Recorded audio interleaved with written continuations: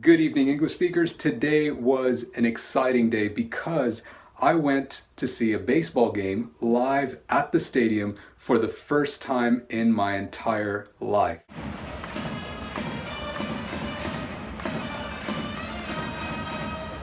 So in this video, we're going to go through two fun little expressions which have their roots in baseball. The first one is to hit it out the park, and this is a contraction of to hit it out of the ballpark. And sometimes you'll hear the full version of it, but usually you're going to hear the contracted form. And what it means is to do a really good job of something. And you can use this to either give somebody some encouragement for something coming up, or to praise somebody for a job well done on something in the past. For example, if you're talking about the past, you could say, "Great work on that presentation, you totally hit it out the park."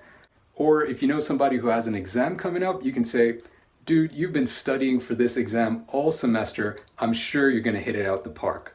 The sort of imagery that this comes from is basically hitting a home run, to hit the ball out of the park, which is a really good thing in baseball if you're on the batting team. The second one is right off the bat. You might hear another variant of this that's less common. It goes straight off the bat. Right off the bat means immediately from the start, as soon as we start or as soon as something else starts. For example, I can say in a meeting, let's get into the agenda right off the bat.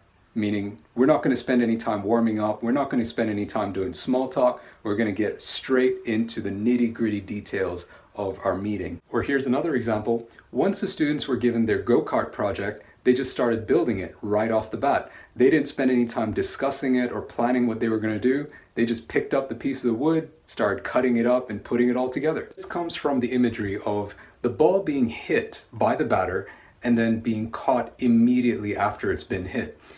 If you're on the fielding team, then this is great. If you're on the batting team, of course, it's bad because it means you're out.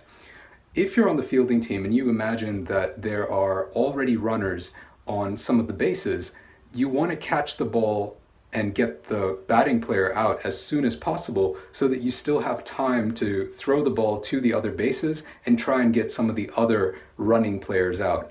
Now, I might be wrong about the rules of baseball here because I'm not really that much of an avid baseball fan, but if I'm right, let me know in the comments. If I'm wrong, let me know in the comments.